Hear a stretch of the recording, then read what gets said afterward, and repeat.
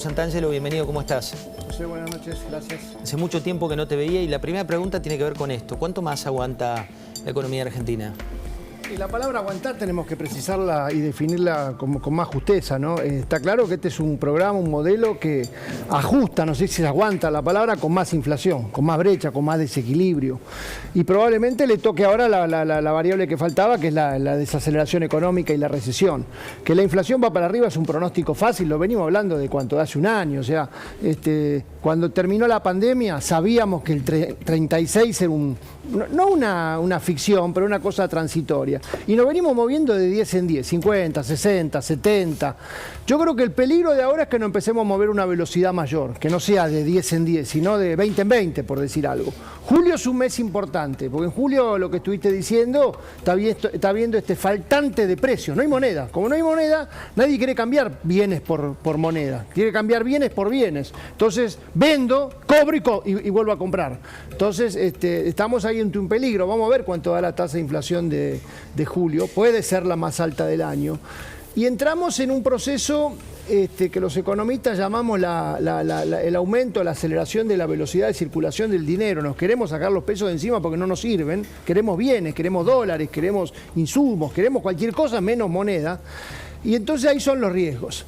Me parece que el episodio del fin de semana, más allá de su desprolijidad política, refleja una notable subestimación del gobierno respecto a la marcha de la economía. Yo no sé si todavía compran esa idea de que es un problema del crecimiento, capaz que no, pero se está subestimando la cuestión. Una cuestión que es muy profunda y sin riesgo de alarmar. Lo que queremos decir es que hay que prestar atención, ¿no? Digo, son factores cotidianos. Siempre lo decía Néstor Kirchner, si querés pensar como un kirchnerista, lo decía el propio Macri. Cuando el dólar llega a las portadas de los diarios es un tema que preocupa y mucho.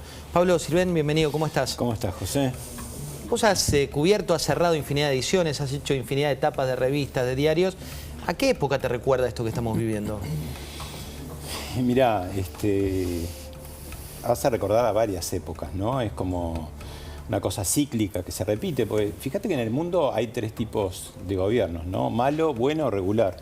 La Argentina es un no gobierno, donde quien tiene el poder real no tiene la lapicera, ya que se habla tanto de lapicera, y quien no tiene el poder real, pero tiene el poder formal, tiene una lapicera que no usa o usa mal, ¿no? Se vuelve un poco a ratificar, a comprobar que cuando hay un gobierno peronista tiene que ser la misma cabeza partidaria la que esté a cargo del Poder Ejecutivo. Nunca funcionó cuando están separadas, ¿no? Entonces, bueno, me hace acordar a eso, un poco a la Cámpora, me hace acordar, qué sé yo. Incluso cuando los presidentes muy hegemónicos no apoyan al propio candidato peronista. Menem no apoyó a Duhalde, Cristina no apoyó a Scioli. Es algo que se repite cíclicamente, ¿no? Es un ciclo. Federico Pinedo, bienvenido, ¿cómo estás? ¿Cómo te va? Te voy a mostrar 30 segundos de Daniel Artana para compartir este diálogo y también le vamos a preguntar a Rodolfo Santangelo de esto. Mirá. Guzmán y Alberto Fernández no paraban ya el colectivo en materia de gasto. El mini-IFE, el bono de los jubilados. Ese es un buen... Guzmán y Alberto Fernández no paraban ni al colectivo. Bueno, la rebaja de impuestos de masa, todo era más déficit fiscal. O sea, ¿por qué se desbardaron los números? ¿El salario universal de Kicillof? Bueno, eso todavía no salió. Pero lo quiere seguramente, bueno, a ver, aquí. También, ¿por qué no proponemos que todo el mundo sea millonario? Y se acabarían los problemas. O sea, yo digo, el salario universal es una discusión que se viene dando en un montón de países. En los países desarrollados, uno de los problemas que hay es que no alcanza el presupuesto, va a alcanzar acá. Porque si vamos a poner un salario universal y lo vamos a terminar financiando con más inflación, porque acá hay un error de concepción muy básico del kirchnerismo duro. ¿Cuál es? Ellos piensan que no hay ajuste. Vos el desajuste que tenés en materia de finanzas públicas, que termina en emisión y termina a la larga en más inflación, la inflación es la que te está haciendo el ajuste. En línea con lo que nos decía Rodolfo, este proyecto, ¿no?, del salario universal, que la gente lo mira y dice, ¿cómo la economía no está fundida? ¿Cómo surge desde el gobierno? Mira, hace bastante poco tiempo tuve una conversación con un importantísimo kirchnerista y yo le decía, me decía, ¿cómo ves la situación? Y yo le decía, yo la veo muy mal, nosotros la vemos muy mal, la inflación se los va a comer, le decía yo, ¿no? Y él me decía, no, el problema es que no tenemos IFE. IFE era platita, es decir, plata para regalar. Porque me explicaba que iba a un barrio y había una señora que cobraba el plan de las cooperativas y bueno, comía. Y el señor de la casa al lado no tenía plata y entonces no comía, entonces necesitaba la herramienta de regalarle plata. Y yo decía, pero no están viendo que la inflación se come a la gente. Es decir, hay un punto donde vos tenés un ingreso y tenés miedo que el mes que viene no te alcance para pagar la comida. Porque los precios suben descontroladamente y los ingresos no. Así que en esa situación estamos. Yo creo que hay básicamente un error en el gobierno.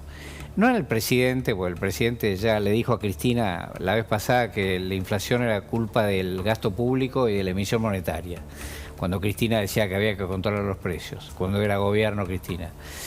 Así que el presidente creo que sabe cuál es la situación, pero bueno, hace lo contrario, en daño al pueblo argentino.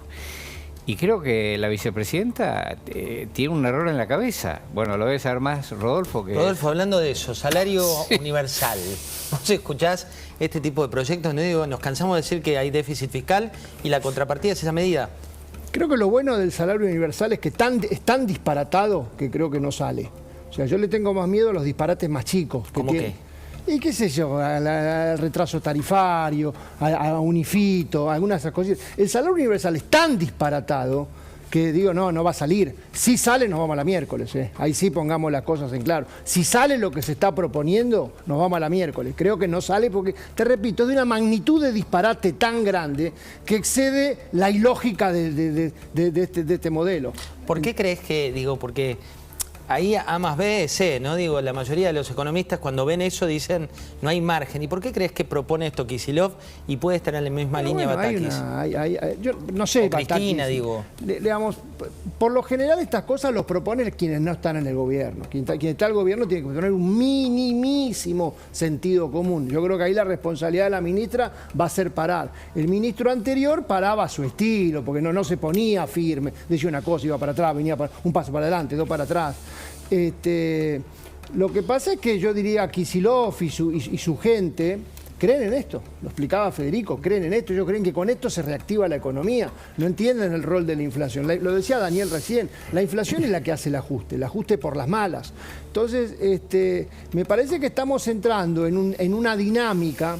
No voy a hablar de grandes colapsos como tuvimos en la historia. Recién le preguntabas a Pablo periodos históricos de colapso. Los 3 grandes colapsos que tuvo Argentina económicos, estoy hablando de los últimos 50 años, fueron el Rodrigazo de 1975, la hiperinflación del 89 y la corrida bancaria del 2001. Yo creo que ninguno de esos 3 están en esta situación. Pero sí a mí me hace acordar, por ejemplo, en términos económicos, a cuando fracasó el Plan Austral. El Plan Austral fracasa a mediados del 86, deja de ser un plan de estabilización y entramos en una dinámica donde cada semestre era peor. Entonces, la tasa de inflación pasó de ser 5% promedio mensual en el 86 a 9% promedio mensual a 13%. En aquel momento fue un periodo de 3 años. Capaz que este es de 2 o de 1,5. Y hay un dato ahí en esa época que vos reflejás que se dio una sensación de consumo como la que estamos viviendo ahora. Antes de la crisis o el detonante, hubo una época donde la gente consumía porque los billetes también quemaban. Sí, igual hay 2 tipos de consumo. El Plan Austral, cuando estabiliza la economía, produce un consumo genuino porque la gente es más rica, está mejor. Hay un consumo no genuino, que cuando no queremos el peso, lo que pasó el fin de semana. ¿Qué tenemos? Peso. No quiero, dame cualquier cosa. ¿Qué tenés? Lo que sea, dame cualquier cosa porque peso no sirve. Entonces es dólares, vasos, es café, lo que sea. O sea, es que el tráfico de gente en centros comerciales fue similar a Nochebuena. Hablamos de 35% de consumo, pero tiene que ver con esto que vos decís. Y son 2 cosas, porque no es solamente el tema del ministro y el cambio político y todo ese desorden que hubo el fin de semana. Tiene también que ver con el cierre importador del fin de semana. Cuando no van a entrar productos y no van a entrar insumos y no entra nada y se hace la ficción de que el Banco Central acumula reservas, que fue pan para hoy, hambre para mañana, entonces no hay productos. No hay producto y desaparece. Entonces voy a comprar lo que sea primero. Entonces, si no se restablece una mínima guía del sistema de precios, ¿cuánto vale un vaso? 8 pesos, 9 pesos. Entonces, no, la moneda no sirve para nada. Ahí sí empezamos a correr peligros mayores. Hablando de eso, hay como novedades, Pablo, que tienen que ver con esto. Se juntó Cristina, lo llamó Cristina, una voz en el teléfono, Alberto Migré, llamó, no llamó, ¿quién nombran? ¿Cómo nombran? Esa cuestión de tantos nombres que se cruzan, ¿qué te generó? No, bueno, el tema que decíamos, ¿no? Que no hay una cabeza y que eso no se va a resolver, porque digamos, está rota esa relación y digamos, ella tiene fuerza, pero no está encajonada o acorralada por ella misma, ¿no? Desde el lugar que está, Pinedo lo sabrá mejor, ¿no? No puede gobernar. Y bueno, está equivocada porque lo que está haciendo es matarse a ella misma, porque claro, va a generar una explosión inflacionaria que se lleva todo que la puesto. gente se va a desesperar, y la culpable es Cristina, porque la interpretación mía es mía personal, no la tomo como válida, ¿no? Pero es mi impresión. En la conversación previa a la designación de Batakis entre Cristina y el presidente, me da la impresión que el presidente le dijo, bueno, ponelo vos. Y la puso ella. La gestualidad ayer en la jura fue bastante significativa. No, pero muy frialdad. Es bastante evidente que a Batakis la puso Cristina. Ahora, si Cristina cree que esto se arregla generando incertidumbre, desconfianza, pánico, una persona que dice que la emisión no importa, el gasto público, bueno, no calienta, entonces... Hay un poco de sensación de acto eso, uno, ¿no? Eso es matarse a uno mismo. Este es un paso hacia otra cosa que no sabemos cuál es, ¿no? Sí, un paso de incertidumbre. Voy a saludar a mis compañeros. Francisco Jueven, buenas noches, ¿cómo estás? Buenas noches, José, ¿cómo andás? Estuviste hoy, concretamente ahí en el Ministerio de Economía, hemos leído hace poco el libro de Juan Carlos Torre. ¿Qué se vivía hoy en el Ministerio de Economía? Contanos en un tuit. Bueno, mucha confusión, la verdad que había mucho hermetismo, muy poca gente. Ayer te diría eran todas lágrimas, llantos y abrazos por la despedida de Guzmán, que fue en la biblioteca. Hoy poca gente, mucho encierro en el quinto piso, mucho hermetismo allí en la oficina privada de Silvina Batakis, y algunas personas que entraron vinculadas a Daniel Scioli. Pichichi Team le pusiste, después nos vas a contar de qué se trata. Dale, después te cuento algunos nombres. Yo creo que la gente no gana en sorpresa. Hay que tomar con un poco de humor, Rodolfo, lo que está pasando, un poco. Humor es clave en la vida, pero esto es cercano a lo trágico, ¿no? Esto es complicado. Humor tenemos que tener para salir adelante, pero no para aceptar estas cosas que son inaceptables. Pensá que estamos hablando de enfermedades económicas que no existen en ninguna parte del mundo, o casi ninguna. O sea, cuando decimos que la inflación en el mundo está resurgiendo, es que está en 9, en 8, en 10. Si anual, sí, porque hay guerra también, ¿no? Vos mirás la tasa de inflación en Europa, que para los alemanes es una patada en el hígado. Da 8% anual, pero da 40% a la energía. Y el resto da 4, 5, 6. Acá la energía no es que da 5 veces más que el promedio, da la mitad que el promedio. O sea, la energía da 30, lo que hasta ahora da 60. Porque la electricidad, el gas, el gasoil y el combustible sigue rezagado. Entonces no es la guerra y la energía, es la macroeconomía. Entonces, estamos hablando de un fenómeno que repito, no existe en el mundo. Acá no tenemos moneda. La moneda todavía tenemos el peso para las transacciones.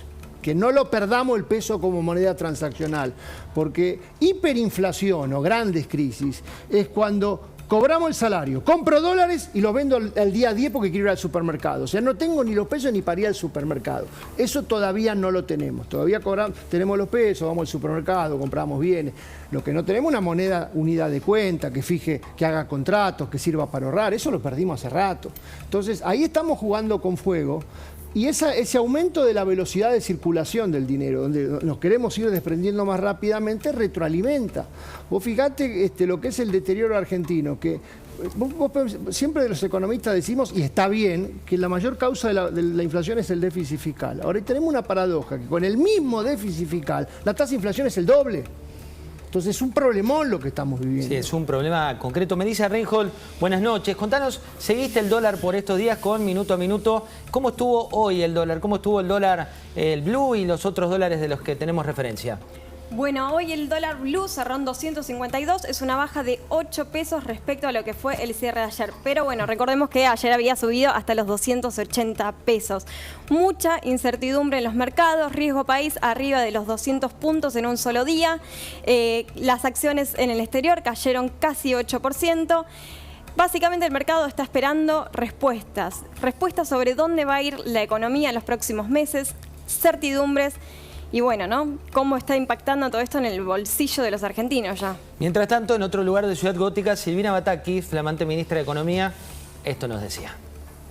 La verdad que vivimos una situación inédita a nivel mundial. Yo no voy a hacer el repaso de todo lo que estamos viviendo a nivel internacional, pero la realidad es que hoy tenemos una inflación que se ha triplicado en el mundo. Argentina no está ajena de eso, Argentina es parte del mundo. Y nosotros hoy lo que queremos básicamente es empezar a corregir todas esas problemáticas que tiene Argentina. Por supuesto que hay situaciones, algunas más complejas que otras, pero la realidad también es que Argentina fue el país que más creció el año pasado, generó puestos de trabajo, sigue generando puestos de trabajo, y eso por supuesto demanda divisas y eso genera tensiones permanentes. Y en esas tensiones permanentes es el trabajo que tenemos que hacer nosotros.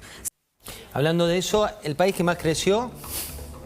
El país que más creció, contrapartida de que el que más caímos. En el bienio dimos 0, o sea, no torturemos las estadísticas para que confiesen. El bienio da 0, el cuatrienio da 0 y el octenio da 0. Entonces no somos el país que más creció después de haber caído un montón. Es la crisis del crecimiento. No, es que no es la crisis del crecimiento, es la crisis de los desbalances macroeconómicos que traemos como mínimo de hace 12 años. Entonces lo que pasa es que se están acelerando los tiempos porque no estamos al 50 anual, estamos al 80, camino al 80, y no sé si me invitás dentro de un meca para que estamos al 90, no lo sé. Vamos a ver estos próximos meses qué está pasando. El dólar libre no es la fiebre, es el termómetro. No es la fiebre, es el termómetro. ¿Por qué? Porque refleja la enfermedad, o sea, no tenés, si vos crees que vas a bajar la fiebre moviendo el termómetro para que, o sea, vendiendo dólares en el contado con liqui, esos son parches. La fiebre es el desbalance macroeconómico. Por eso tampoco se tienen que confundir algunos que piensan diferente. Acá el problema no es el cepo cambiario. Si vos venís hoy y liberás el mercado cambiario, nos vamos a la miércoles, porque el problema es el desbalance macroeconómico. Vos tenés que tener una economía ordenada y después dejar jugar los mercados, no al revés. Entonces, el desequilibrio del fisco, del sistema monetario, del Banco Central, del mercado cambiario, de las tarifas, toda esa integralidad se refleja en la brecha, en la tasa de inflación, y veremos si en el tipo de cambio oficial, que hasta ahora es el último bastión que no se quiere entregar. Federico, quiero compartir, querías decir algo, decirlo. No, que digo, la única salida de las grandes crisis es la generación de confianza, que te crean. Si te crean, toda esa locura que está describiendo Rodolfo con mucha claridad, se calma, se para y ahí podés empezar a respirar. Ahora, después que te creen, tenés que cumplir con lo que... Lo que pasa es que antes del plan económico tenés que tener el factor político. Esto es lo que falta, que ¿no? te crean. La cohesión. No hay Yo voy plan que te resista, a complementar las dos opiniones. A los dos les diría simultáneamente. Obviamente. Simultáneamente, no después. Simultáneamente a la confianza el programa económico, porque hemos cometido errores de creer que primero viene la confianza y después el programa económico. No. Entonces después nunca viene el programa económico. Y simultáneamente al poder político el programa económico. Porque yo lo que voy a negar es que esto es exclusivamente una crisis política. Es una crisis política y una crisis económica.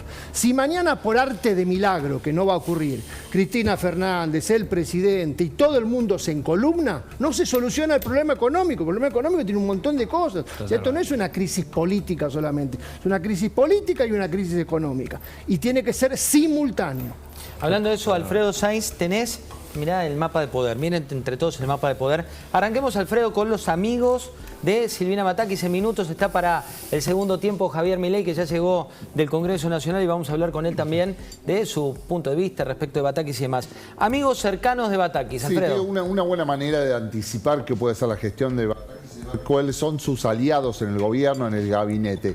Lo que tenés que empezar es con Guado de Pedro. Guado de Pedro era el jefe hasta el viernes de Batakis, estaba en la Secretaría de Provincias, que era el que manejaba. Batakis era la relación del Ministerio del Interior con los gobernadores. Entra con una buena relación con los gobernadores. Después Daniel Scioli es el otro gran aliado. Fue su última ministra de Economía, incluso era en un eventual gobierno de Daniel Scioli en 2015, iba a formar parte del Gabinete Nacional, con lo cual también entra con buena relación con el ex gobernador. Y la tercera pata, bueno, es Axel Kicillof. Se habla poco de la relación con Axel Kicillof. Viene de una muy buena relación de la anterior gestión del gobierno de Cristina cuando estaban enrocados. Batakis estaba como ministra de Economía de la provincia, Axel era en ese momento el ministro de Economía. Ahora tienen la misma relación del otro lado. ¿Qué comparten? Y la pelea con la capital, con el gobierno de la Ciudad de Buenos Aires, en la pelea por los fondos. Ahí están como el otro gran aliado. El enemigo de esto dentro de la interna del gobierno es Sergio Massa, obviamente, que quedó muy debilitado. Me quiso colocar en un momento, se hablaba de jefatura de gabinete, iba a manejar el Ministerio de Economía, no pasó nada. De fondo te digo, después está como la jefa es Cristina, digamos, esto cuando la designación... Perdón, ahí podés poner eso para... Eso estás haciendo trampa, porque en organigramas alterados la jefa es de todos, ¿o no? Sí, todas. En realidad de todos. Y lo que digo más interesante es eso, como lo que falta acá, la tercer pata del frente de todos sería el sector de Sergio Massa, el kirchnerismo puro, y Alberto Fernández. Fíjate que no tiene ni aliados, ni enemigos, ni amigos dentro del gobierno del lado de Alberto Fernández. Es una virtual, quedó como huérfano en ese sentido y quedó más repartido entre lo que era el kirchnerismo puro, que es realmente que toma el desembarco del poder, y mínimamente algo que le queda a Sergio Massa. Tenemos un Tato Bores para ustedes, un Tato Bores para ir cerrando este capítulo A de la mesa y hacerles unas preguntas más antes de ir a Javier Milei y lo que pasó hoy en el Congreso y lo que viene respecto del salario mínimo universal. Pero quiero ver, cada tanto, viste, Federico, yo lo traigo a Tato. Es que Tato está siempre. Nunca pasa nada. Nunca, miren esto, Rodolfo, mirá esto y charlamos de esto, mirá. Cuando digo por otra parte que estamos viviendo un gran momento de expansión monetaria, sé lo que estoy diciendo. Fíjense que nosotros en lugar de pagar el dólar 30, 40, 50, 70, 80 o 90 mangos, lo estamos pagando a 135.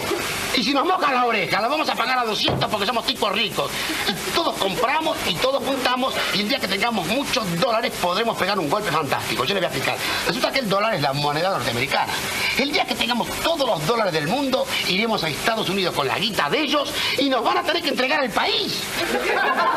Yo no me explico cómo los yanquis, que son tan vivos, no se dan cuenta del peligro que están corriendo con nosotros. Yo pienso que todos de golpe nos hemos vuelto financistas por una razón muy especial, justamente por ella. Fíjese que antes, cuando un tipo tenía unos ahorritos, ponía un tallercito, abría una fabriquita, compraba un campito para criar gallinas o plantar tomates, esas cosas que hace la gente en los países pobres. En cambio, acá es distinto. Usted fíjese, usted va por la calle San Martín, donde está la casa de cambio, está todo el país parado frente a las pizarras. Hay obreros, albañiles, peones, sastres, músicos, artistas, de todo. Hay tipos que antes trabajaban como locos, ahora de repente se han vuelto economistas y cada uno está parado ahí con un paquetito de dinero, y en cuanto se mueve la cotización de una pizarra, entran todos en patota. Y uno dice, ¿qué pasa? ¿Ya tenemos corte? Entran todos en patota. Y uno dice, deme $3. Y el otro dice, deme $4. Y el otro dice, deme $8. Y salen corriendo y van a otra casa de cambio. Y antes de que muevan la pizarra, se meten y los venden. Y así se pasan todo el día vendiendo y comprando y vendiendo. Y cuando llega la noche, entran a la casa molidos, deshechos, caen muertos arriba de un sillón, desempaquetan, cuentan la guita, llaman a la mujer y dicen, vieja, vení, hoy me gané 14 mangos y no hice nada. Pablo Sirvende, ¿cuándo es esto, por favor? Vos que tenés estudiada la televisión. Esto es Tato Siempre en Domingo, Canal 11, año 1962. Es decir, hace 60 años. Y habla de nominalmente números muy parecidos, ¿viste? 135, 200. Vaya a saber, moneda nacional creo que era en esa época, ¿no? Debe ser Alzogaray esto, ¿no? Cuando vos ves que esto vuelve, porque digo, Rodolfo, ¿hace cuánto? Nos conocemos hace más de 30 años, pero toda esa historia siempre es lo mismo. Y cuando lees historia para atrás sigue, porque si las cosas, bueno, yo esta no la viví, pero era muy chiquito. Pero bueno, una gran tristeza, ¿no? Porque no podemos resolver un problema básico. En la década del 60, del 70, del 80, el mundo todavía andaba en esa cosa. El mundo desarrollado menos, el mundo latinoamericano más. Pero desde los 90, digamos, una enfermedad que desapareció. Desapareció. La última, Federico, para vos. Pese a todo esto, ¿sos optimista? Soy optimista en el sentido de que hay una salida, de que hay un camino, de que hay una esperanza, que hay una alternativa política, que puede ganar la elección, que creo que va a ganar la elección, que tiene el deber de mostrar un camino de salida y lo va a mostrar. Así que bueno, no está todo perdido. Viste que hay gente que dice, este país no tiene arreglo. Sí, tiene arreglo. Gracias por venir.